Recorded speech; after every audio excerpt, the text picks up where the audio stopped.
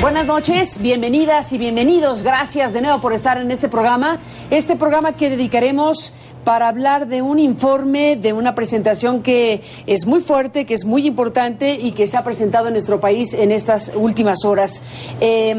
Atrocidades innegables es la traducción que se ha hecho al español de este informe, del cual es parte central Open Society Justice, que es esta iniciativa mundialmente conocida y que es el líder de este proyecto. Es un proyecto que se ha desarrollado en México. Es una confrontación, tal como lo dice el título, la confrontación con los crímenes de lesa humanidad en México. Es una confrontación con una realidad existente en nuestro país. Es un informe que lleva un resumen ejecutivo que está disponible ya en nuestro país, y está el informe mismo, que es muy detallado, que habla de un conjunto de situaciones y de cosas que en México son obligadas de discutir. Con esto deberíamos abrir un gran debate en México acerca precisamente de estos temas que hablan de las atrocidades innegables, de crímenes que pueden ser calificados como crímenes de lesa humanidad, y este colapso que ha existido en México que impide el procesamiento de este tipo de situaciones que en un periodo demasiado prolongado han estado aquí presentes, están presentes y debemos plantearnos si queremos que sigan presentes en México. Gracias de verdad a James Goldstone, que es el director ejecutivo de Open Society Justice, que es esta iniciativa, como digo, mundialmente conocida y que está aquí en el estudio de CNN para hablar de esto. James, gracias por estar aquí. Gracias. Bienvenido. Gracias por estar aquí. Eric Whitty es el líder del proyecto ejecutivo de Open Society y está aquí para hablar de lo que encontraron, de la metodología, de qué cosa hay aquí. Gracias, Eric, por estar aquí y bienvenido. Thank you very much. Me gustaría, James, iniciar precisamente con este liderazgo del proyecto que hace Open Society. Yo comentaba antes de iniciar esta conversación para el aire que me llamaba la atención la centralidad que Open Society tiene en este proyecto en particular. ¿Por qué?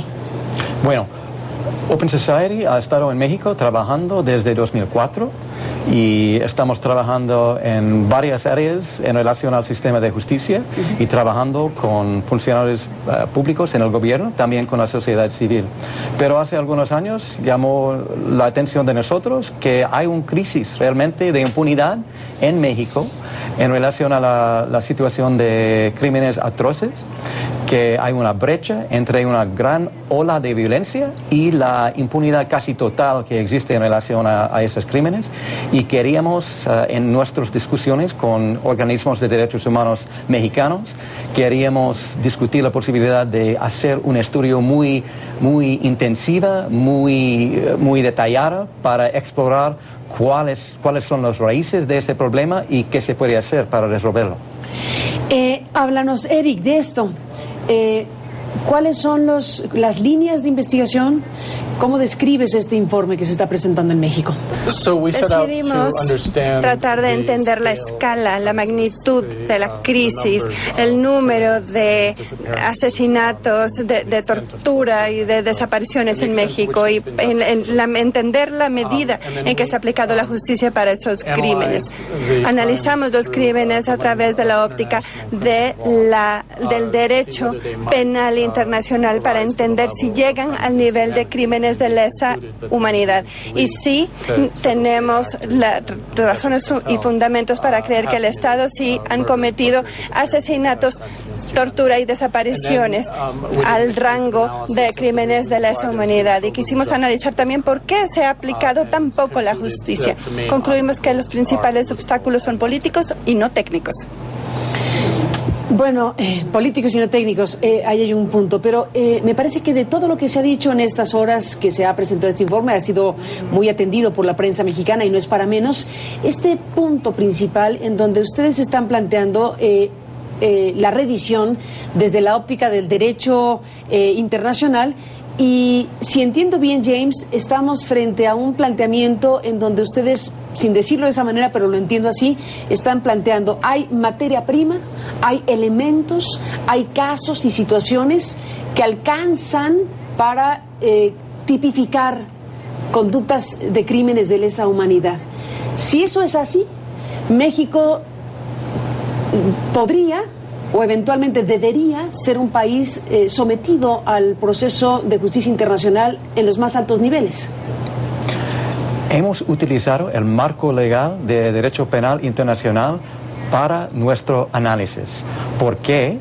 México ha ratificado el Estatuto de Roma de la Corte Penal Internacional y las normas de ese estatuto son aplicables.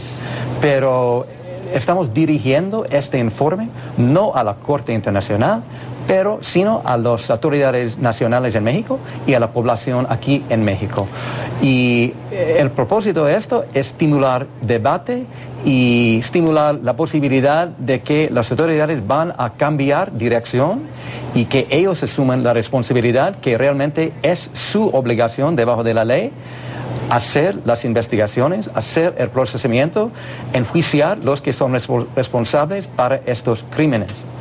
Y la perspectiva de derecho penal internacional es importante porque es algo que permite que la examinación sube hacia arriba en la cadena de responsabilidad, no solamente a los autores materiales, sino también a los que mandan órdenes, a los que hacen la política, a los que fallan de prevenir y castigar los que son responsables por los actos concretos.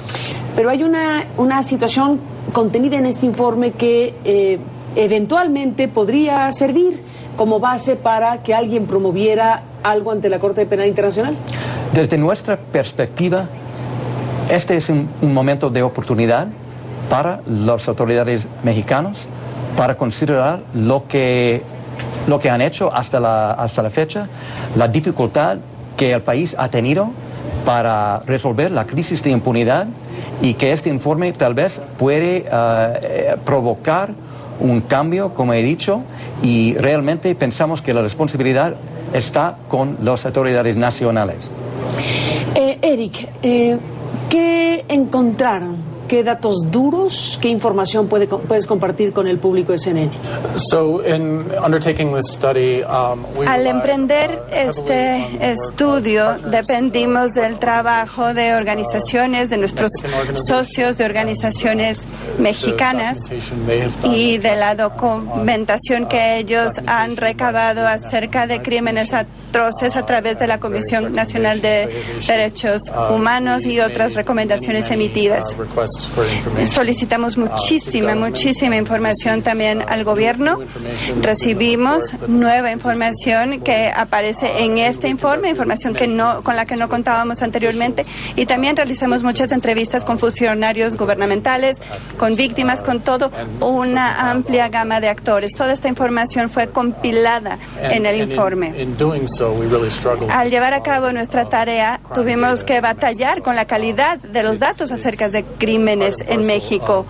En parte se debe al esfuerzo del Estado por minimizar los crímenes que se han cometido, haciendo que estos datos fueran más oscuros, difíciles de obtener. Desde luego que hay información contradictoria que se transmite al público mexicano, pero a través de nuestras solicitudes de información sí recibimos la información para contrastarla. Hicimos el mejor esfuerzo que pudimos para recabar toda la información para que tuviera sentido y señalamos las contradicciones donde las hubo. Eric, haremos una pausa y regresamos en esta conversación. Volvemos.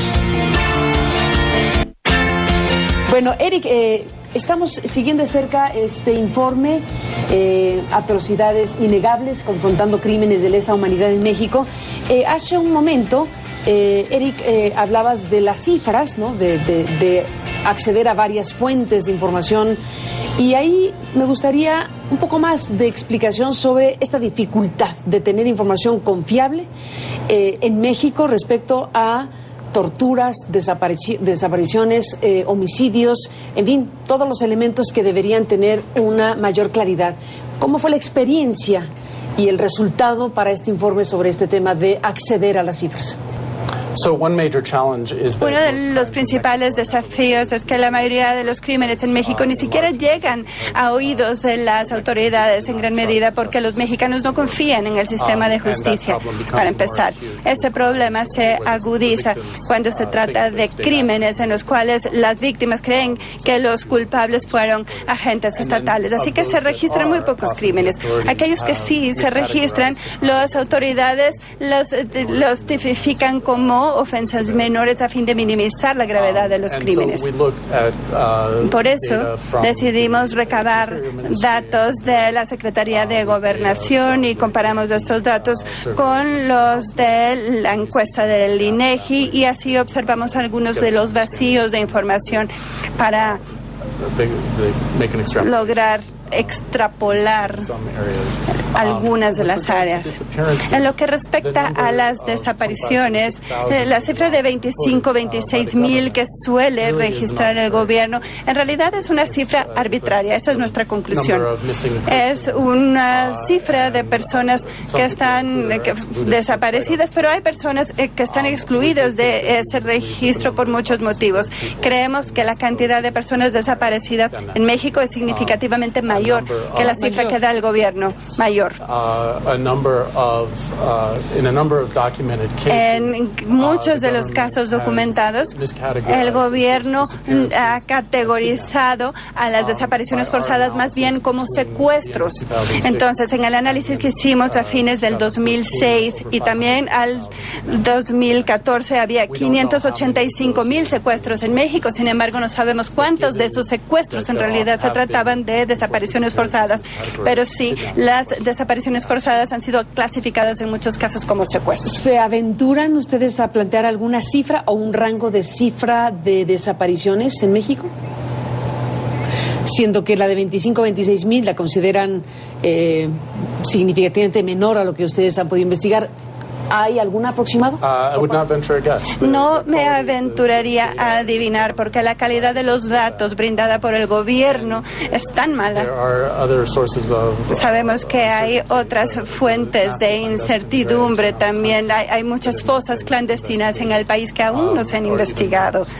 Ni siquiera han sido mapeadas aún por el gobierno. No sabemos cuántos desaparecidos van a ser hallados en fosas ocultas, en fosas clandestinas. No sabemos porque hay muchas fuentes de incertidumbre, así que es sumamente difícil aventurarnos a decir cuántos son los desaparecidos o cuántos han sido asesinados. En el tema de los homicidios en nuestro país, ¿cuáles son los elementos que ustedes ponen en la mesa? El tipo de homicidios, el tipo de situaciones que incluso pueden entrar en el terreno de delitos de lesa humanidad o la discusión sobre si es lesa humanidad. ¿Qué elementos ponen a la mesa ustedes para el debate?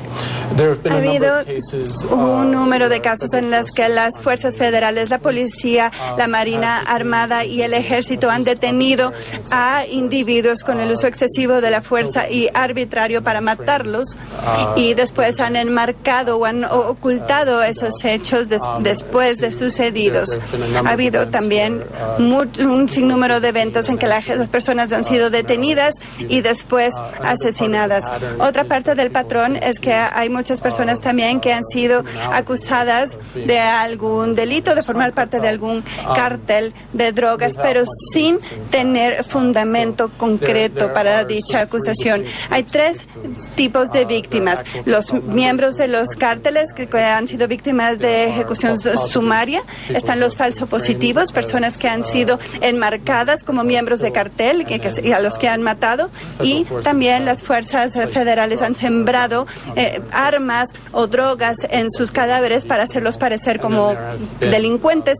Y también están las víctimas, que son los inocentes, que nada más fueron un daño colateral, que murieron debido al uso indebido y excesivo de la fuerza. Pero me gustaría, James, detenernos aquí sobre el qué hacer con este tipo de situaciones. ¿Qué hace un país como México con elementos de información que son tan contradictorios o tan insuficientes, pero tan escandalosos a la vez.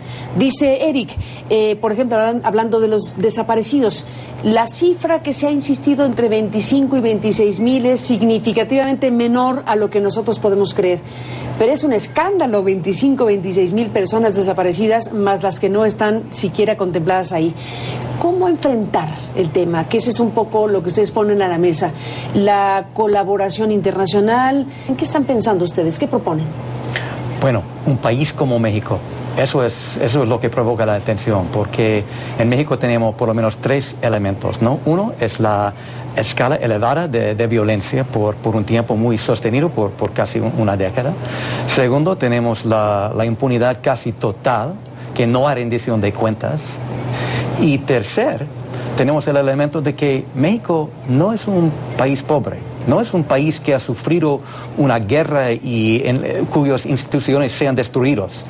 En México hay recursos económicos, hay capital humano, hay instituciones en gran parte que trabajan, que funcionan bien en muchas partes del país, pero el sistema de justicia está roto. No está funcionando como debe de ser. Y entonces el análisis del informe llega a la conclusión que el problema no es un problema de cuestiones técnicas, ¿no? Es un problema de la falta de voluntad política actuar. Y voluntad política no es algo que cambie desde un día a otro, pero para nosotros esta situación es algo que es extraordinaria y requiere medidas extraordinarias para responder. Y una propuesta que existe en el informe es que México debe invitar la asistencia de la comunidad internacional para formar un equipo de investigación dentro del sistema mexicano, que funciona dentro de los tribunales mexicanos, pero compuesto por personal tanto internacional como nacional, policías, investigadores, abogados, fiscales, trabajando internacional y nacional juntos en casos concretos para investigarlos al fondo y ponerlos antes de los tribunales. Una CICIG para México, lo que hicieron en Guatemala, ¿es lo que están planteando ustedes? Bueno, no se puede trasladar un modelo de un país a otro sin adaptar al contexto particular, por supuesto, pero la definición que creemos estás diciendo es que si sigue en Guatemala ofrece un modelo que cierto debe estudiarse y ha tenido varios indicios de éxito que merece estudio. También hay otros ejemplos de otras partes del mundo que merece evaluación, pero sí un tipo de asistencia internacional pero que funciona dentro del sistema de México para avanzar casos particulares, pero también en términos generales que fortaleza el Estado de Derecho y las instituciones de justicia. Lo entiendo perfectamente y me parece más que pertinente discutirlo, pero después de la experiencia con el caso Ayotzinapa, después de lo que sucedió con los expertos internacionales que revisaron y contribuyeron a no a decir lo que pasó, sino a decir lo que no pasó, no parece que el Estado, no parece que el gobierno mexicano esté dispuesto a recibir esa idea con simpatía. ¿Estás de acuerdo? Bueno. Si nos atenemos a el caso Ayotzinapa. Bueno, sí. El caso del grupo de expertos independientes ha sido una experiencia educativa, yo creo. Por un lado, sí, los resultados no han llegado hasta el punto que todos tal vez quisieran. Pero por otro lado, hace 5 años, muchas personas habrían sido sorprendidas que el gobierno hubiera pedido ese tipo de asistencia. Imposible de imaginar. Pero entonces, eso significa, creemos, que sí, la situación puede cambiar. No desde un día a otro, pero es un proceso. Y la construcción de voluntad política también es un proceso. Y nuestra esperanza es que este informe contribuye al debate y añadiendo la perspectiva del derecho penal internacional en este debate. Ojalá que esto va a avanzar el debate con la participación de organismos mexicanos y con la buena gente que existe y que está trabajando en varias agencias del gobierno para construir más voluntad política hasta el punto en que es posible pedir este tipo de asistencia internacional. Pues todo un tema importantísimo el asunto, James. Eric, déjenme hacer una pausa, entramos en la parte final de esta conversación. Bueno, se nos acabó el tiempo, pero está disponible ya para quien quiera directamente revisar este informe, que es un informe de 3 años de investigación, muchísimas, casi 100 entrevistas y un conjunto de documentos que están pues aquí publicados por primera vez, que también es muy importante decir que hay informaciones inéditas hasta el momento. Para despedirnos, Eric, te preguntaba acerca de un tramo de esta historia terrible en México que tiene que ver con las llamadas ejecuciones extrajudiciales, ejecuciones donde han estado involucrados agentes del Estado, militares y o policíacos. Hay casos conocidos como Tlatlaya, como Apatzingán y algunos otros, pero ¿de qué tamaño es esta parte de la historia? Creo que la dimensión es desconocida, francamente.